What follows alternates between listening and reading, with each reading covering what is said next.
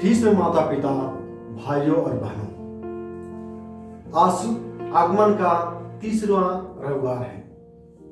आज का पहला पाठ के अनुसार यह रविवार हमें आनंद विभोर होने के लिए आमंत्रित करता है।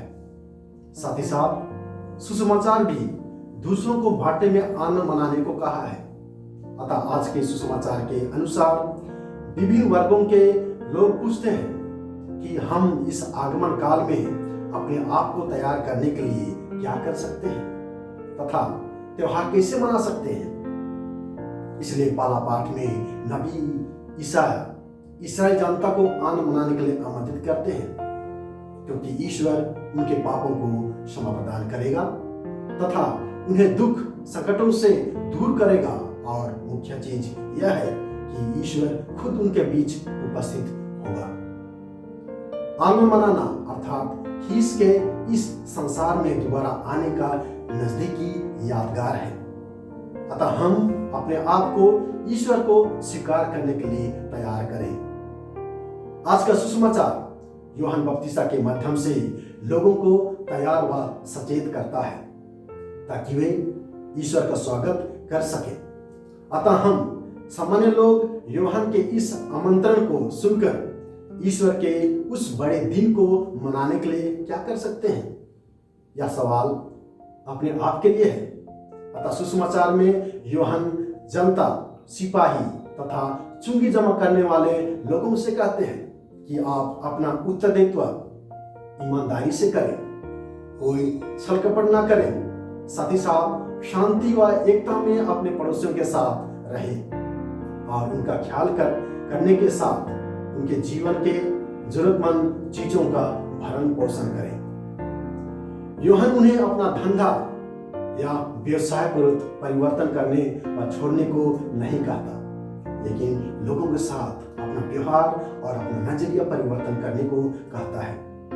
यहाँ हम अपने आप में सवाल कर सकते हैं कि क्या आप अपने आप से संतुष्ट हैं?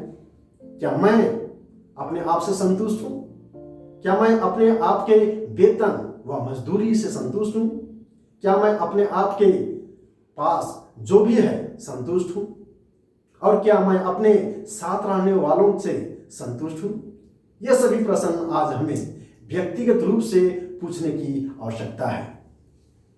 इसलिए हम ख्रीस्त जयंती के पहले क्या कर सकते हैं? व्यक्तिगत रूप से, संस्था के रूप में और एक पल्लीवासी होने के नाते हम गरीबों में अपना सहायता बांटे, क्योंकि बांटना मतलब उनका ख्याल करना मतलब उनसे प्रेम करना, क्योंकि प्रेम ईश्वरीयता है और क्योंकि ईश्वर प्रेम है।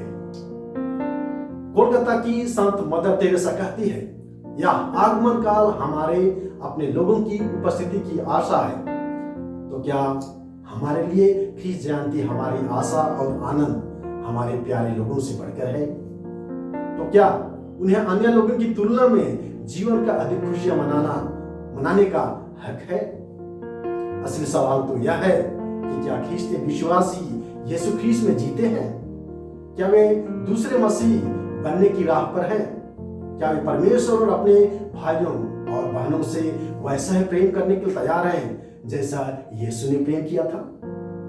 क्या वे यीशु के समान मदद करने में तैयार हैं जैसा उसने किया, अपना जीवन देने के लिए जैसा उसने दिया, सेवा करने के लिए जैसा उसने की, दूसरों को बचाने के लिए जैसे उसने बचाया?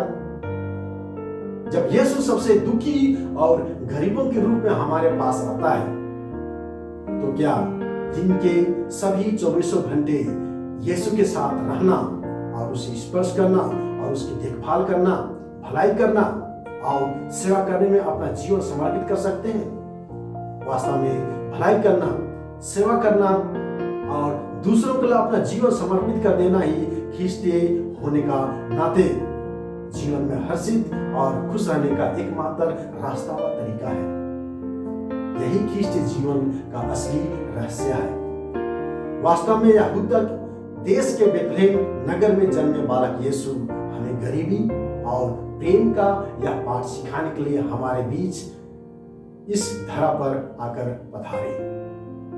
संत एफ्रेम कहते हैं कि परमेश्वर अपने पुत्र को माता मरियम के गर्भ में रखकर हमारे लिए अपने एकमात्र पुत्र यीशु ख्रीस्त को प्रस्तुत करता है, ताकि एक ईश्वरीय पुत्र साधारण मनुष्य की भांति एक मानव शरीर धारण कर हम में निवास कर सके, ताकि हम मानव उस ईश्वरीयता को धारण कर एक महिमान्वित और पवित्र व्यक्ति बन सके।